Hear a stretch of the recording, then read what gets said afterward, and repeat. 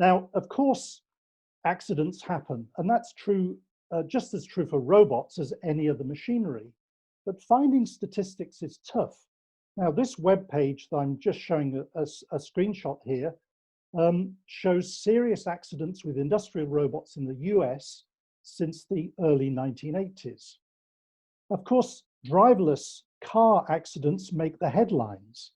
There have been 5 that we know about since 2016. But here's the thing, we have almost no data on accidents in human-robot interaction. That is for robots designed to interact directly with humans.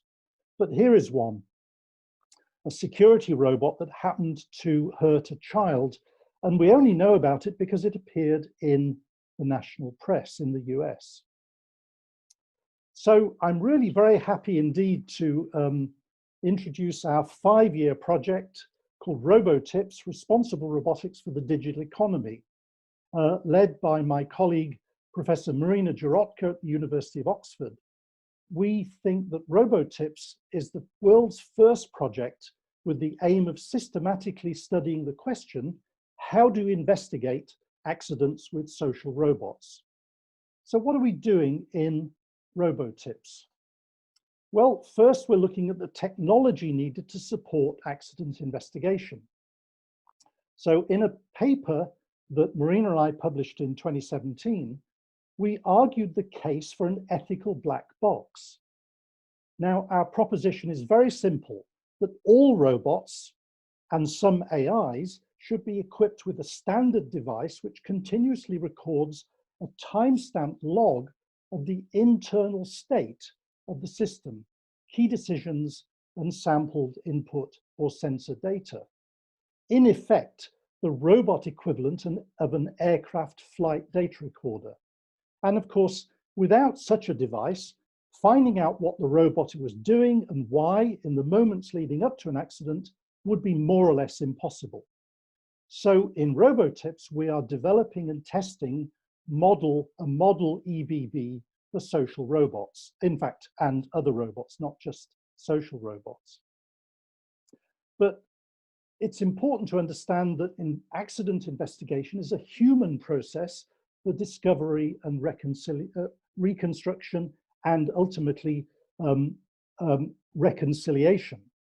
So in this project, we're actually designing and running 3 staged, that is mock, accidents, each covering a different application domain. And those are assisted living robots, educational or toy robots, and driverless cars. And in these scenarios, we'll be using real robots and seeking human volunteers to act in 3 roles: as the subjects of the accident, the human subjects, witnesses to the accident, and as members of the accident investigation team. And thus we aim to develop and demonstrate both the technologies, that's the EBB, and the processes, and we hope policy recommendations for robot accident investigation. And since the whole project is being conducted within a framework of responsible robotics, responsible research and innovation, actually more generally, it is in effect a case study in responsible robotics. So why do we need robot investigation, accident investigation? So robot accidents are thankfully very rare, but actually the scope for accidents in second wave, that is social robots, is much greater than first wave industrial robots. Here are just 3 reasons. Firstly, industrial robots operate behind safety cages, whereas social robots are of course designed to be among us, up close and personal. And the second reason, industrial robots typically operate in an environment optimized for them and not humans. Social robots do not. Of course, the unpredictability of human environments and humans generally is much more likely to cause social robots to fail. And our third reason, actually there are more than 3, but here are just 3. The third reason is the scope of serious harms that can arise from social robots is much greater than those associated with industrial robots, since those harms now include ethical harms as well as physical harms. So let's now turn to our fictional scenario, your elderly mother, Rose. So here and again, this is fictional. I should say that because of the pandemic, of course, we've not actually yet been able to run our mock accident investigation. We should have been doing it about now. So we've just had to kind of fictionalize not just the accident, but the accident investigation. So here is the witness testimony from the neighbor. Well, the neighbor finds Rose on the floor in the kitchen and of course calls for a paramedic. The paramedic attends to Rose, but also reports seeing the robot in the living room, apparently wandering around aimlessly. And he also notices that Rose is not wearing her fall bracelet. The third witness, the cleaner, reports that she cleaned as usual the morning of the accident, including disinfecting the robot as instructed. And Rose, after recovering, reports that she wanted something from a kitchen cupboard. The accident was actually in the kitchen, and so she climbed onto a chair to reach the high cupboard and fell. Rose also remembers calling out to the robot for help. Now, next, the accident investigation team examine the data from the ethical black box. So we're assuming that the robot has one, even though they don't yet exist. And here is an annotated timeline from the ethical black box. This is the kind of visualization of the data that would be needed by the accident investigation team.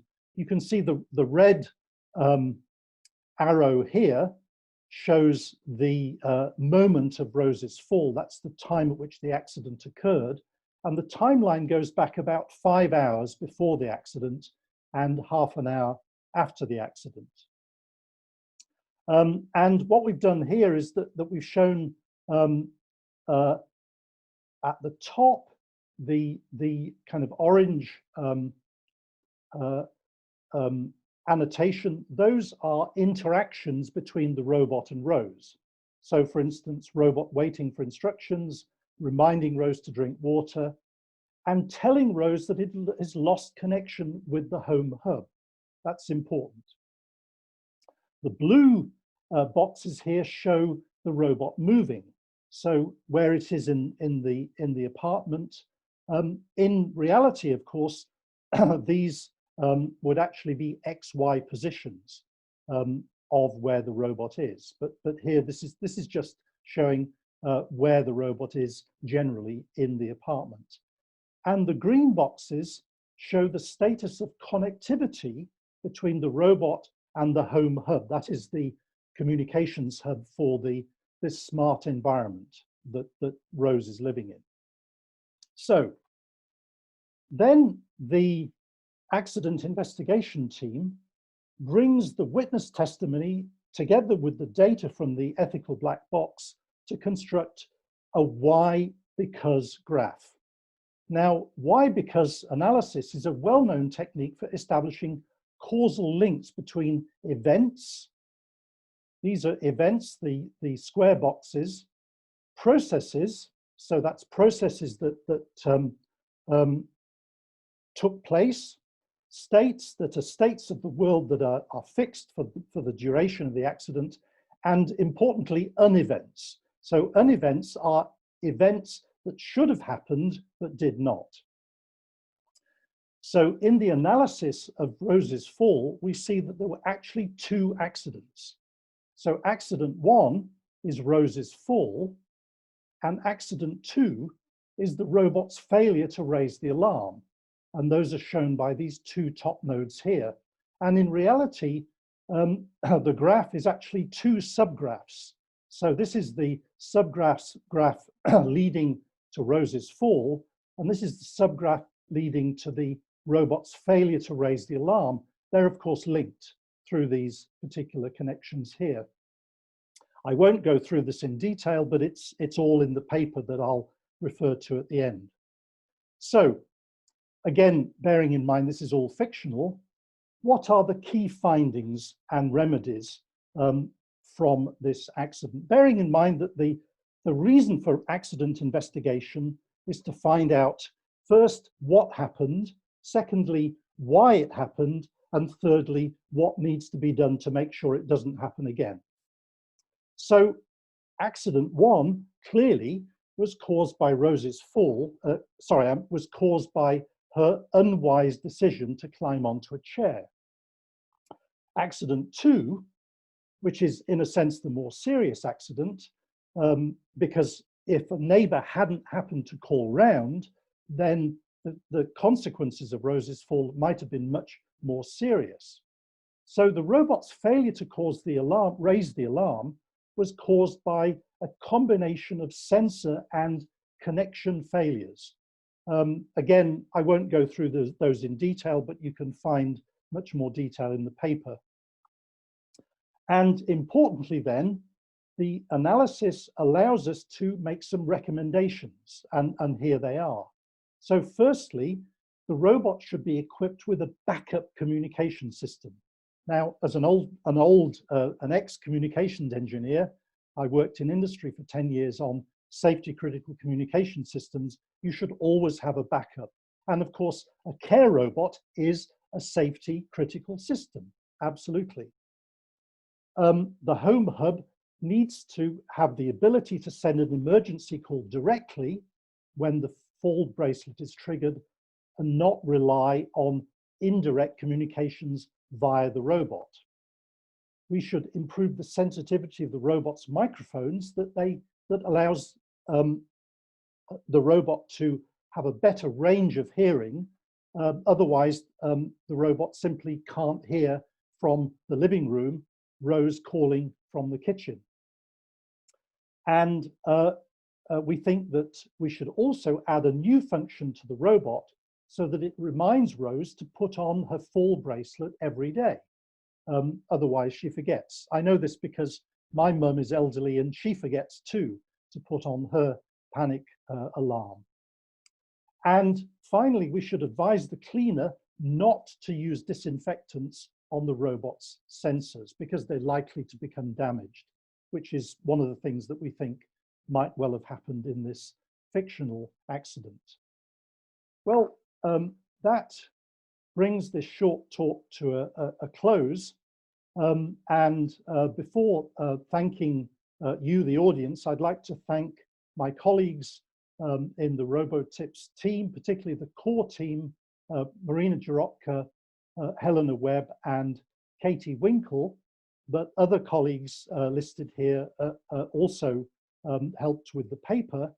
And in fact, the two papers I'd recommend are the Case for an Ethical Black Box, which you can find online, and our new paper, Robot Accident Investigation, is published on Archive. The preprint is on Archive for that paper. So I recommend that you have a look at the paper, that is if you're at all interested in this work.